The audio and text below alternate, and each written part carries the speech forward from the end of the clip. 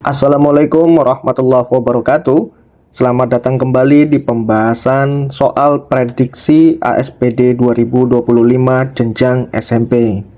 Pada bagian ini kita akan melanjutkan pembahasan kita terkait dengan kisi-kisi ASPD 2025 tentang materi makna tersirat dalam cerpen, cerita inspiratif, novel, dan fabel. Silakan teman-teman untuk membacanya terlebih dahulu, kemudian dijawab. Nanti kita akan membahas secara bersama-sama. Untuk soal nomor 20 ini atau kisi-kisi nomor 20, yang ditanyakan adalah pesan moral yang tersirat ya. Tersirat itu artinya tersembunyi.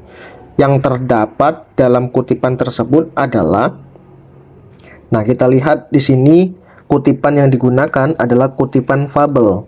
Ceritanya tentang sang kura-kura dengan sabar melangkah selangkah demi selangkah. Sementara itu, kelinci yang sombong malah tertidur di tengah perjalanan. Ketika ia terbangun, ia terkejut melihat kura-kura sudah hampir mencapai garis akhir. Jadi ini cerita tentang perlombaan lari antara kura-kura dan kelinci. Ya, mungkin teman-teman juga tidak familiar dengan cerita ini. Nah, kira-kira pesan moralnya apa? Apakah A, kesombongan dapat membuat seorang gagal? B, kecepatan lebih penting daripada kesabaran? C, istirahat sejenak dapat membantu seseorang mencapai tujuan? Atau D, kesuksesan hanya untuk mereka yang memiliki keunggulan? Ya, untuk soal ini yang lebih tepat itu adalah opsi A. Kesombongan dapat membuat seseorang gagal. Jadi dalam kutipan ini, kelinci itu merasa dirinya sebagai pribadi yang unggul sehingga meremehkan kura-kura. Ia malah tertidur atau ia memilih untuk tidur yang akhirnya membuat si kelinci ini kalah. Nah, ini secara tidak langsung mengandung pesan moral bahwa kesombongan bisa membuat seseorang itu kehilangan peluang yang seharusnya bisa ia raih dengan mudah. Ya, karena dia merasa bisa lebih cepat dari kura-kura ya, dari kura-kura dan meremehkan kura-kura, akhirnya dia milih tidur. Itu kan merupakan perilaku sombong, ya kan? Nah, jadi jawaban lebih tepat adalah yang A. Selanjutnya teman-teman ke kisi-kisi nomor 21. Materi yang ditekankan di sini adalah tentang makna simbol ya.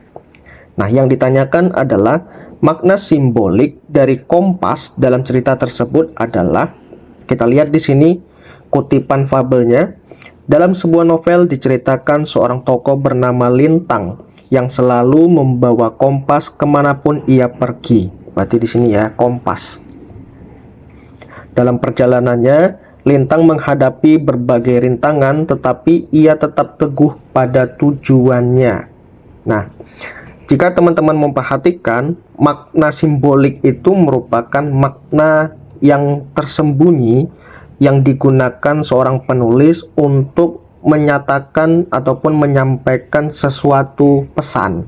Ya, bukan dalam arti makna yang sebenarnya dari kata tersebut. Misalkan ada kata meja hijau. Meja hijau. Nah, ini makna simboliknya apa? Ternyata pengadilan. Ya kan? Pengadilan. Bukan berarti meja berwarna hijau. Sama halnya dengan kompas. Kira-kira maknanya itu apa? Apakah A, alat navigasi untuk menunjukkan arah perjalanan? B, simbol keteguhan dalam menentukan jalan hidup? C, petunjuk fisik yang membantu tokoh mencapai tujuan? Atau D, lambang teknologi yang membantu kehidupan manusia? Nah, seperti yang saya bahas tadi, kalau makna simbolik itu merupakan makna yang ingin ditekankan oleh seorang penulis. Dalam konteks cerita fiksi ini, benda seperti kompas itu seringkali memiliki makna simbolik yang lebih dalam. Nah, kompas tidak hanya digunakan untuk menunjukkan arah fisik, tetapi juga melambangkan prinsip, bisa keteguhan, dan tujuan hidup. Oleh karena itu, jawaban yang paling tepat itu adalah yang B, ya. Karena Kalau yang A, C, dan D itu lebih ke arah makna sebenarnya dari kompas, yaitu sebagai suatu alat navigasi, sebagai alat petunjuk, sebagai teknologi terbaru dan lain sebagainya, yang tujuannya itu untuk menunjukkan arah ataupun menunjukkan suatu tempat yang ingin kita tuju. Tapi kalau dalam cerita fiksi itu memiliki makna yang berbeda di luar dari arti yang sebenarnya, yaitu yang B. Jadi seperti itu ya teman-teman. Selanjutnya teman-teman, kita ke kisi-kisi nomor 22. Yang ditekankan di sini adalah menyimpulkan sebab konflik. Oke. Di sini ada sebuah teks. Nah, yang ditanyakan adalah apa yang menjadi penyebab konflik antara Maya dan Lita. Sekarang kita baca dulu teksnya dari atas. Judulnya adalah Dua Sahabat dan Rencana yang Tak Sejalan. Maya dan Lita telah bersahabat sejak kecil. Mereka selalu berbagi cerita, cita-cita, dan harapan. Saat duduk di kelas 3 SMA, mereka mulai merancang masa depan masing-masing. Maya ingin melanjutkan kuliah di Fakultas Seni karena kecintaannya pada melukis, sedangkan Lita bercita-cita menjadi dokter seperti ayahnya. Ingat, tadi pertanyaannya adalah kita diminta untuk mencari penyebab konflik. Oke, kita lanjutkan. Suatu hari Lita mengajak Maya untuk ikut mendaftar di Fakultas Kedokteran. Kamu bisa menjadi dokter yang berbakat, Mai. Melukis itu hanya hobi saja, bukan sesuatu yang bisa menjamin masa depan, kata Lita meyakinkan.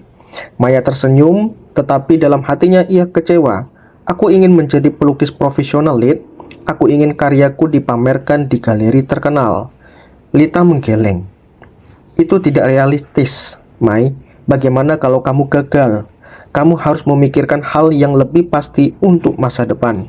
Percakapan itu meninggalkan luka di hati Maya. Ia merasa Lita tidak memahami impiannya. Sejak hari itu, mereka mulai jarang berbicara. Lita merasa Maya terlalu keras kepala, sementara Maya menganggap Lita tidak menghargai pilihannya. Nah, di bagian sini saja kita sudah bisa mengetahui sebenarnya penyebab konfliknya itu karena ada dua pandangan yang berbeda, di mana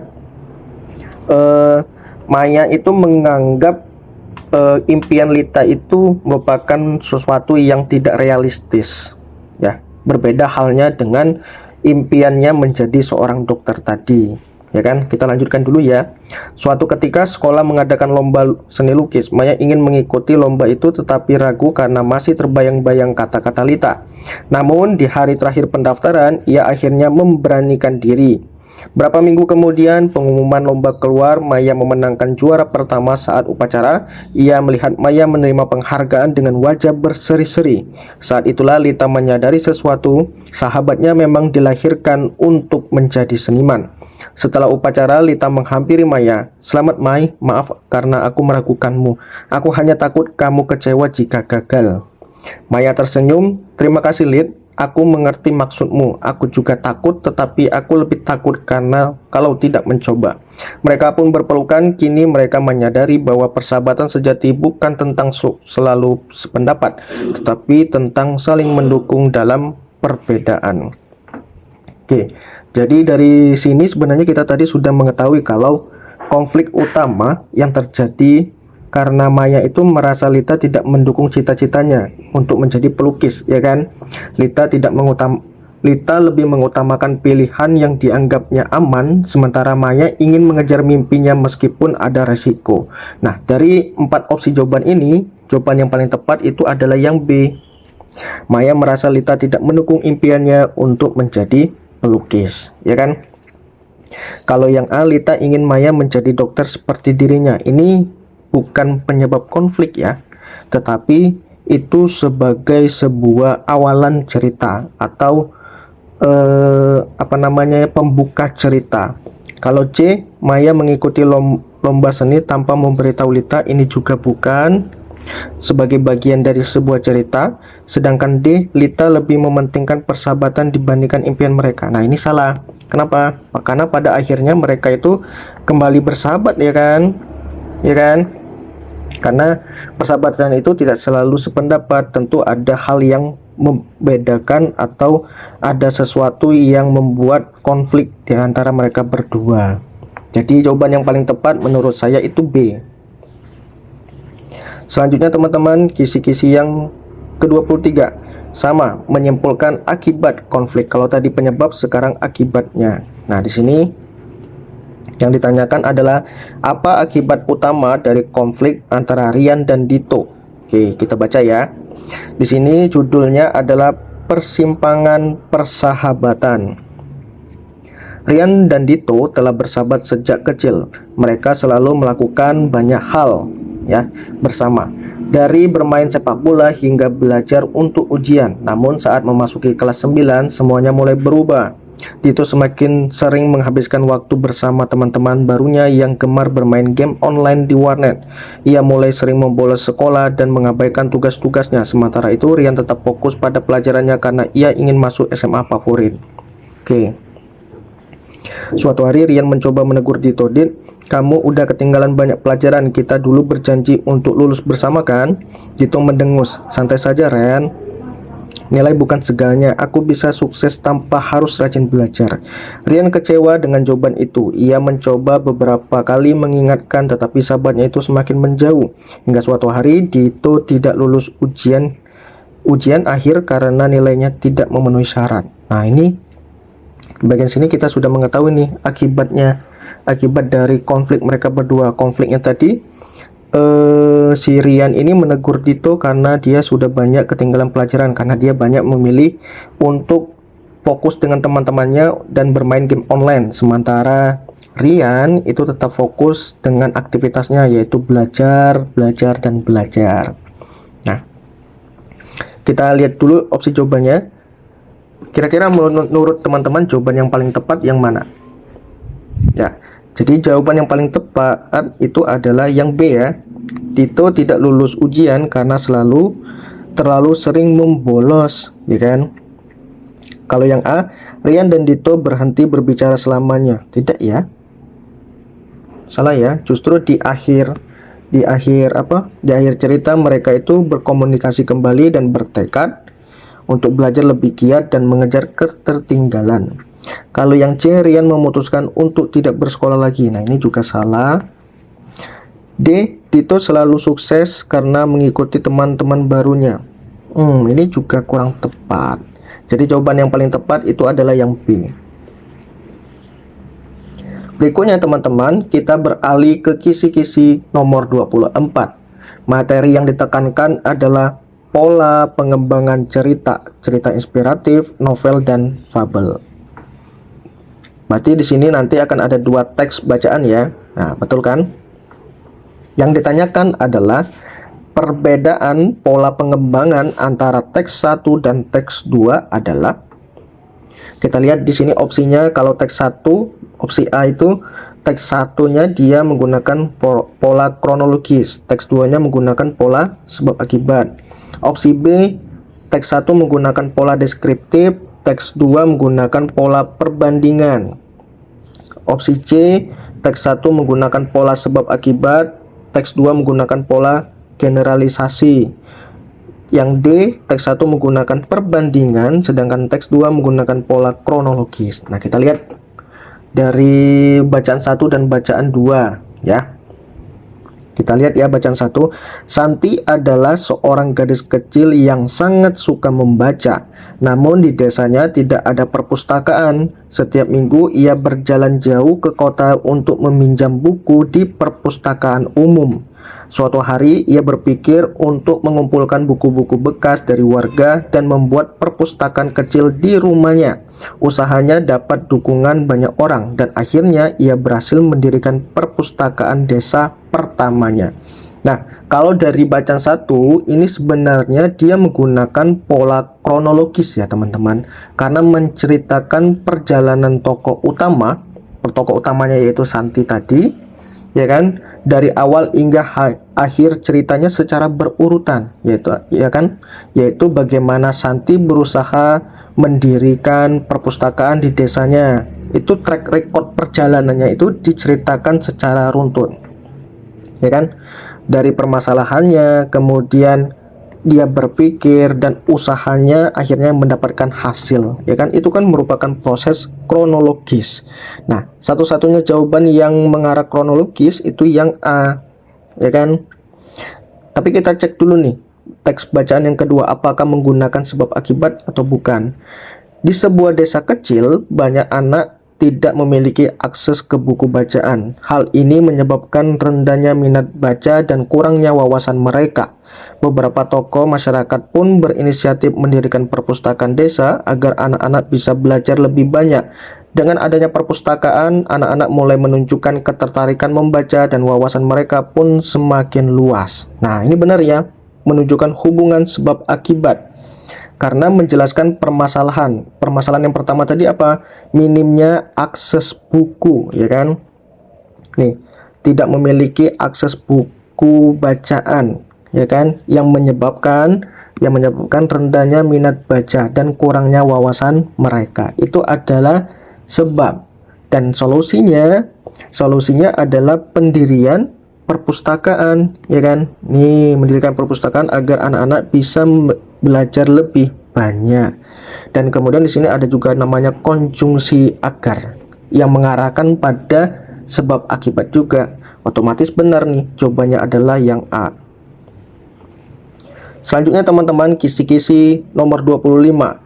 Yang ditekankan di sini adalah struktur cerita, ya, cerita inspiratif, novel ataupun fabel, ya kan? Kita lihat di sini pertanyaannya. Bagian cerita tersebut termasuk dalam struktur apa? Apakah konflik, klimaks, orientasi, atau resolusi? Kita baca dulu ya. Pagi itu, Raka duduk termenung di tepi sungai yang mengalir tenang.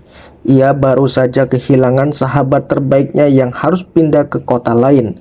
Kenangan-kenangan mereka berdua masih membayang jelas di pikirannya. Nah, kita lihat di sini ya. Di sini ada Raka. Raka itu sebagai tokoh utama dalam ceritanya.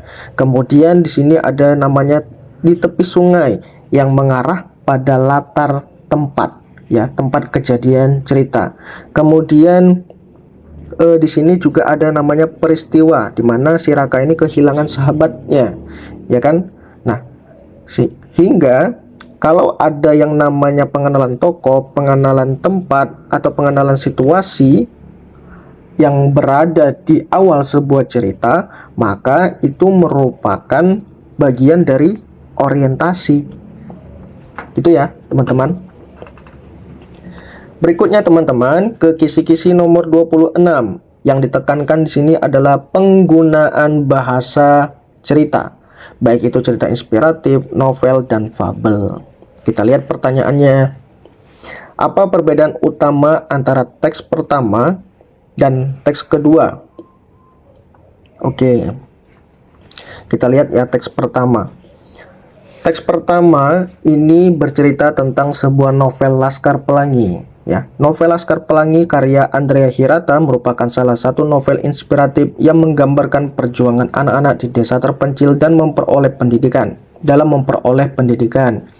Melalui penggunaan bahasa yang deskriptif dan narasi yang kuat, novel ini berhasil membangun emosi pembaca serta menyampaikan kritik sosial terhadap ketimpangan akses pendidikan di Indonesia. Penggunaan bahasa dalam novel ini cenderung sederhana, namun kaya akan makna, dengan banyak metafora dan simbolisme yang menggambarkan semangat juang para tokohnya. Selain itu, sudut pandang orang pertama yang digunakan penulis memungkinkan pembaca merasakan langsung pengalaman tokoh utama, yaitu Ikal. Dengan demikian, pembaca tidak hanya memperoleh hiburan tetapi juga memahami realitas sosial yang dihadapi masyarakat di daerah tertinggal. Dari segi struktur, novel ini mengikuti pola alur maju dengan beberapa kilas balik untuk memberikan konteks latar belakang tokoh. Penggunaan dialog yang natural juga mendukung pengembangan karakter dan memperkuat kedalaman cerita. Oleh karena itu, novel Laskar Pelangi dapat menjadi bahan bacaan yang tidak hanya menginspirasi, tetapi juga memberikan wawasan mengenai pentingnya pendidikan dalam kehidupan.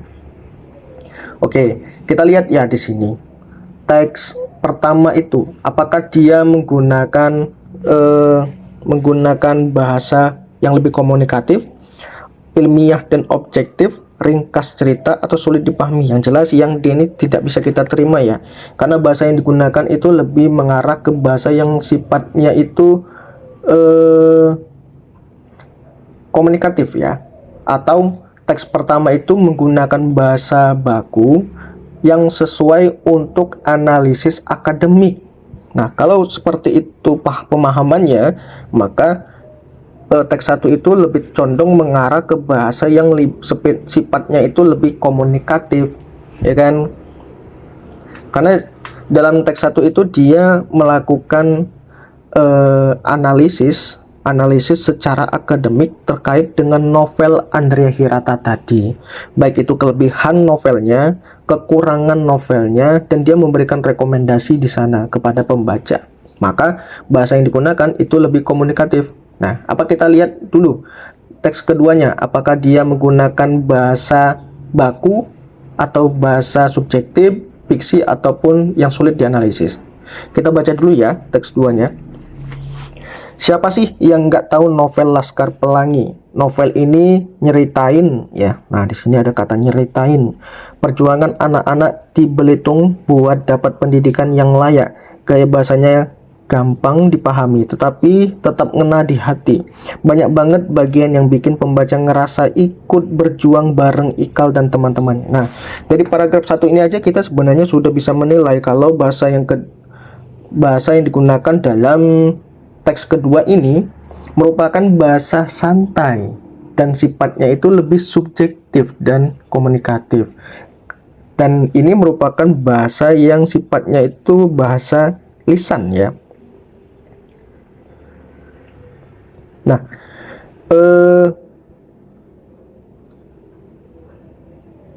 karena dia lebih condong ke bahasa yang sifatnya subjektif dan menggunakan bahasa lisan, maka yang lebih memungkinkan itu yang ini ya, yang bagian sini ya, betul ya, subjektif. Karena dia tidak mungkin menggunakan bahasa kaku di sini. Justru dia menggunakan bahasa lisan. Kalau bahasa kaku itu lebih condong ke bahasa kayak seperti bahasa baku gitu. Nah, tapi kita lihat dulu lagi ya.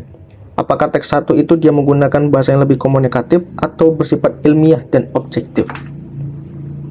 Nah, kalau kita analisis lebih mendalam, saya lebih condong ke opsi B. Kenapa? Tadi seperti saya katakan tadi, teks pertama itu dia lebih banyak menggunakan bahasa baku yang sesuai untuk dianalisis secara akademik. Nah, kalau digunakan untuk analisis secara akademik, maka bahasa yang digunakan itu harus bersifat ilmiah dan objektif.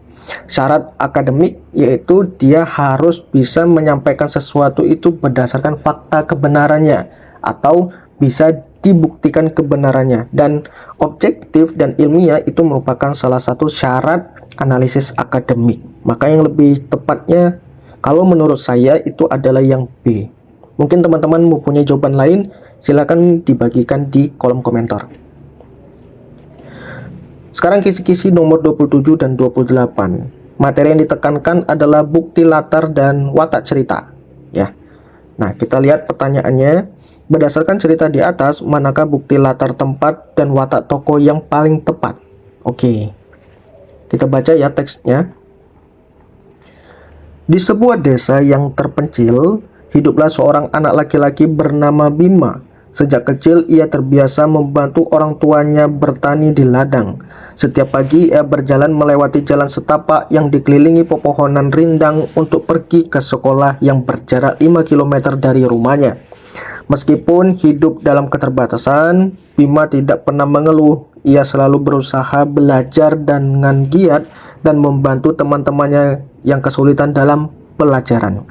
Ia percaya bahwa pendidikan adalah jalan menuju masa depan yang lebih baik. Suatu hari, desa mereka mengalami musim kemarau panjang. Banyak tanaman di ladang yang gagal panen. Melihat orang tuanya kesulitan, Bima tidak tinggal diam. Sepulang sekolah, ia mencari cara untuk membantu dengan mengumpulkan daun kering dan ranting kayu untuk dijual sebagai kayu bakar. Ia juga mulai menanam tanaman yang lebih tahan kekeringan agar keluarganya tetap bisa bertahan. Berkat kerja kerasnya dan ketekunannya, kondisi keluarganya sedikit demi sedikit membaik. Kegigihan Bima menginspirasi banyak teman-temannya untuk tidak mudah menyerah dalam menghadapi kesulitan. Oke, kita lihat di sini tadi ya, dalam ceritanya yang ditanyakan tadi adalah bukti latar tempat, kemudian watak tokonya. Nah, bukti latar tempat dalam cerita tadi teman-teman disebutkan bahwa Bima itu tinggal di desa terpencil, ya kan? Nih, di desa terpencil, ya kan? Berjalan ke sekolah menuju jalan setapak dan membantu orang tuanya bertani, ya kan? Ia menunjukkan bahwa latarnya itu berada di desa dengan area pertanian, ya kan? Betul nggak? Nah, yang membicarakan tentang desa terpencil dengan ladang pertanian yaitu yang opsi B aja, ya kan? Yang A ini bukan perkotaan, yang C bukan di pantai, yang D bukan di perkotaan juga. Nah, tapi kita lihat nih watak tokonya. Nah, dalam cerita tadi juga digambarkan kalau Bima itu sebagai anak yang rajin untuk membantu orang tua, gigih dan belajar dalam bekerja, ya kan? Nih, bekerja keras, tekun, gigih, ya kan? Berarti benar jawabannya adalah yang B. Kisi-kisi nomor 29, teman-teman. Yang ditekankan di sini adalah unsur intrinsik atau unsur yang ada di dalam sebuah cerita. Ya, artinya unsur-unsur itu bisa kita amati dalam sebuah cerita. Contohnya tokoh, penokohan, tema, latar, kemudian alur dan lain sebagainya. Nah, yang ditanyakan adalah tema utama yang terkandung dalam cerita di atas atau cerita bacaan tersebut adalah, kita baca dulu ya. Judulnya adalah Kehangatan di Balik Dingin Hujan. Hari itu hujan turun deras membasahi jalanan kota. Angga mempercepat langkahnya menuju halte bus, menghindari genangan air yang semakin tinggi. Di sudut halte, ia melihat seorang anak kecil yang duduk sendirian. Tubuhnya gemetar dan bajunya basah kuyup. Angga merasa iba. Ia membuka ranselnya dan mengeluarkan jaket yang ia bawa. "Pakai ini, Dik, kamu kedinginan kan?" ujar Angga sambil menyelimuti anak itu dengan jaketnya. Anak kecil itu menatapnya dengan mata berkaca-kaca. "Terima kasih, Kak," katanya dengan suara lirih.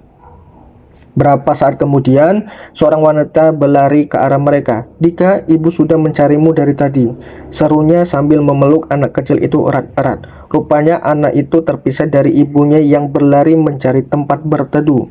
Sang ibu menatap Angga dengan penuh rasa terima kasih. "Terima kasih, Nak, kamu sudah membantu anak saya." Angga tersenyum. "Tidak apa-apa, Bu, hujan deras boleh. Hujan boleh deras, tetapi kita tetap bisa saling menghangatkan demi kebaikan." Nah, dari cerita tersebut, sebenarnya cerita ini tuh menggambarkan tentang tindakan Angga yang menunjukkan kepeduliannya kepada anak kecil yang kedinginan saat akibat hujan tadi, ya kan? Ia memberikan jaketnya tadi kan, ya kan? Ia memberikan jaketnya untuk menyelimuti anak itu, ya kan? Dan memastikan anak itu merasa lebih baik. Akhir ceritanya juga menegaskan bahwa kebaikan dapat menghangatkan, ya kan? Nih, kebaikan itu bisa menghangatkan meskipun situasi yang kita hadapi itu sedang sulit. Oleh karena itu, tema ini lebih mengarah kepada tema kebaikan dan kepedulian terhadap sesama. Maka jawabannya adalah yang mana, teman-teman? Yang B, ya kan? Selanjutnya kisi-kisi ke-30 tentang sinopsis cerita. Oke. Nah, di sini pertanyaannya adalah manakah sinopsis yang paling tepat untuk cerita tersebut? Ya, ini merupakan soal terakhir ya, teman-teman. Untuk sesi ini. Kita baca dulu nih. bacaannya. Rina adalah seorang gadis yang bercita-cita menjadi penulis terkenal, namun keterbatasan ekonomi membuatnya sulit membeli buku dan alat tulis. Meskipun begitu, ia tetap tidak menyerah. Setiap hari sepulang sekolah, Rita pergi ke perpustakaan kota untuk membaca dan mencatat ide-ide ceritanya di kertas bekas. Suatu hari, seorang penulis terkenal bernama Bu Sari memperhatikan kegigihan Rina. Ia pun mengajak Rina bergabung dalam komunitas menulis dan memberikan beberapa buku sebagai hadiah. Dengan semangat baru, Rina semakin giat menulis dan mengembangkan ide-idenya. Ia mengikuti berbagai lomba menulis hingga akhirnya salah satu cerpennya dimuat di majalah nasional. Berkat prestasinya, Rina mendapatkan beasiswa di sekolah impiannya meskipun awalnya penuh rintangan. Kegigihan dan cintanya kepada dunia menulis akhirnya membawa Rina meraih mimpinya. Nah, kira-kira sinopsis yang paling tepat yang mana, teman-teman? Kita lihat yang A ya. Yang A itu, Rina adalah gadis miskin yang ingin menjadi penulis. Ia bekerja keras dan akhirnya mendapatkan bantuan dari seorang penulis terkenal hingga berhasil mendapatkan beasiswa. Nah, kalau yang A ini menurut saya kurang tepat karena tidak menyebutkan bagaimana Rina itu berusaha menulis di perpustakaannya. Kurangnya di situ. Ya, dan di sini juga ditekankan ya, akhirnya mendapatkan bantuan dari seorang penulis. Nah, ini tidak sinkron dengan cerita. Jadi kurang tepat. Yang B dikatakan Rina sangat suka menulis, tetapi keluarganya tidak mendukungnya. Ia tetap berusaha dan akhirnya bisa membuktikan bahwa dirinya berbakat setelah menang lomba menulis. Nah, di sini juga kurang tepat karena dalam cerita tidak disebutkan bahwa keluarganya itu tidak mendukungnya, ya kan? Nah, ini kurang tepat nih. Yang C sekarang, seorang gadis bernama Rina ingin menjadi penulis, tetapi ia tidak memiliki cukup uang untuk membeli alat tulis. Oke. Ia sering menulis di perpustakaan dan akhirnya dibantu oleh seorang penulis terkenal hingga meraih beasiswa. Ya, betul ya? Oke, bisa kita terima nih. Bisa kita terima dulu ya, kita tahan dulu. Kita lihat yang D. Rina adalah seorang gadis yang bercita-cita menjadi jurnalis. Ia sering menulis di perpustakaan dan akhirnya diterima di majalah terkenal setelah bertemu seorang wartawan senior. Nah, ini juga salah ya, karena Rina bercita-cita menjadi penulis, bukan menjadi jurnalis. Jadi kurang tepat nih. Jadi satu-satunya jawaban yang paling tepat adalah yang C. Tapi tadi saya agak bingung tadi ya, di bagian yang A kita lihat. Akhirnya ia mendapatkan bantuan dari seorang penulis. Apakah tadi ada dia mendapatkan bantuan dari seorang penulis? Oh iya, ada nih di bagian sini nih. Penulis terkenal bernama Bu Sari. Berarti bagian sini ya. Ini tepat ya. Nah, tapi kita lihat dulu yang A. Rina adalah gadis miskin yang ingin menjadi penulis. Ia bekerja keras dan akhirnya mendapatkan bantuan dari seorang penulis terkenal hingga berhasil mendapatkan beasiswa. Nah, kalau yang A ini menurut saya juga hampir kurang lengkap. Atau hampir lengkap sih sebenarnya, tapi kurang tepat karena tidak menyebutkan bagaimana Rina berusaha menulis di perpustakaannya. Itu belum ada di bagian situ. Jadi menurut saya yang lebih lengkap itu yang C ya. Dimana di sini ada keinginannya ada, kemudian kondisinya juga ada, prosesnya juga ada, sampai dengan dia mendapatkan apa yang ia ingin capai atau cita-citakan. Jadi ada. Kalau yang A ini kurangnya di bagian sini tadi, proses dia menulis di perpustakaannya belum ada. Jadi kurang lengkap. Nah, maka jawaban yang paling tepat itu adalah yang C. Oke ya teman-teman, itulah pembahasan kita terkait dengan prediksi soal ASPD tahun 2025 untuk mata pelajaran Bahasa Indonesia jenjang SMP. Kita lanjutkan nanti pembahasan di kisi-kisi berikutnya. Jadi teman-teman silakan untuk selalu memantau channel ini, dan jika channel ini bermanfaat bagimu, silakan untuk di-subscribe, di-like, dan dibagikan kepada teman-temanmu. Dan saya selalu berdoa semoga yang menonton dan menyukai video ini akan mendapatkan hasil yang maksimal di ASPD tahun ini. Sampai ketemu di pembahasan prediksi berikutnya. Saya akhiri. Wassalamualaikum warahmatullahi wabarakatuh.